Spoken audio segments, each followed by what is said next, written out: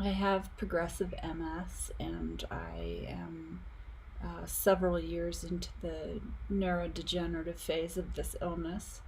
Um, there's so many aspects to talk about in terms of my journey. I had a conversation. One thing I haven't talked about in my video diaries yet is all the desperate kind of attempts that people go through to deal with these incurable illnesses, and and see if they can counteract the toxic treatments of allopathic medicine, uh, which do nothing for progressive MS. There's a new drug called ocrelizumab, which is essentially an older oncology drug that they remarketed and renamed, um, and it is supposed to slow progression, and they're touting it as a drug for both progressive and relapsing remitting MS. But for the people I know that have been on it, and certainly myself, we're still progressing and we're still very ill. Uh, so a lot of money is being made off of these blockbuster immunotherapies, and no cure is being met for this incurable illness. Um, I know a lot of MSers, as they call them, including myself, that have done many different things to try to treat this disease, because the Western protocol is so limited and there's a lot of side effects. Um, and one thing that I did is I saw a Tibetan physician in San Diego called Lobsang Dondup, and he had these amazing herbs from the Himalayas that he would come back and treat people with these illnesses. And I felt that I was having some reactions, and I got scared, and I was very conditioned by uh, the white coats, I'll call them, and the authority that they have, that I really just left the Tibetan clinic and went over to Scripps in San Diego and got hospitalized and had my steroids and everything that they do for MS exacerbations.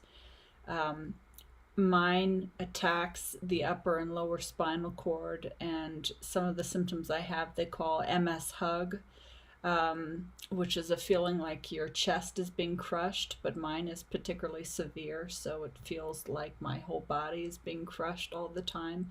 There are no effective pain medicines for this. The only thing that has been somewhat helpful is medical marijuana, but only by a fraction.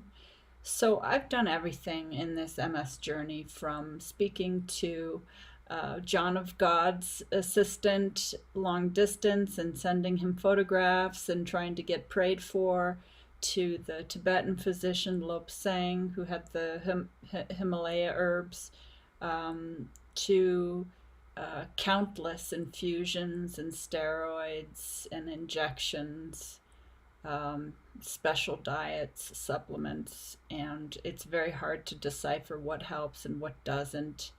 Um, and I've just noticed, that nothing really arrests the progression.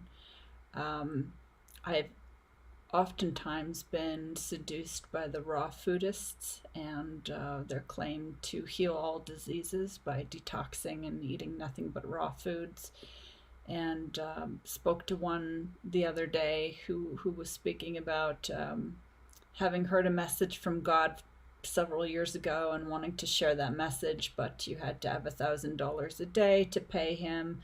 Um, this has actually been kind of typical, that every healer has wanted money from me, and the alternative and the holistic people uh, will claim to have answers, and then they don't, but you have to pay out of pocket, and loads of cash um, that insurance doesn't cover.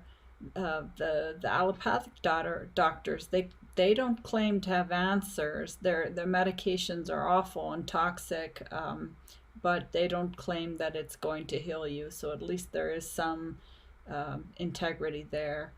I've talked to uh, people that are in the Amazon jungle working with medicine men to try to figure out, there's an herb called cat's claw that can eradicate the Epstein-Barr virus. They think is implicit in MS. Um, and so that was something that I chased for a while, but ultimately nothing has arrested my progression. Um, and I know that this is a common theme for a lot of MS patients because the medications are so ineffective, but they cost so much money. Um, and it's a huge industry that keeps going and going. And the alternative medicine industry is actually, just as lucrative. But a lot of people don't get healed. Certainly I didn't, and I don't know anybody who has, except for this wonderful Anne Baroche that recently passed away. So this is my video diary. It has been a long journey, and I think that's why I arrived at right to die activism as being really the only solution, because nothing was healing my decline or stopping my decline. Um, and when I look back on it, I really think that if anybody is going to claim to heal people, they shouldn't be charging money, right? Like, Jesus didn't charge money, and these people will talk about having heard a message from God and having been healed. So why are they asking for $1,000 a day? Why are they charging money? That's just kind of a thought that I had today. I've spoken to so many people about this illness. Reiki healers, energy healers, people that thought that this was a soul contract that I had in another life, that I chose the MS, and it was something that had to do with the Akashic records. And I mean, I've just heard everything. uh, and one thing I will note is I think that blaming the patient and saying that this is maybe like something related to a past life or a soul contract that they made is absolutely not going to help them to heal. In fact, it actually works opposite, so that you feel ashamed and you feel like this is a karmic punishment. So this is a big problem in our culture of alternative healing. So these are my thoughts today.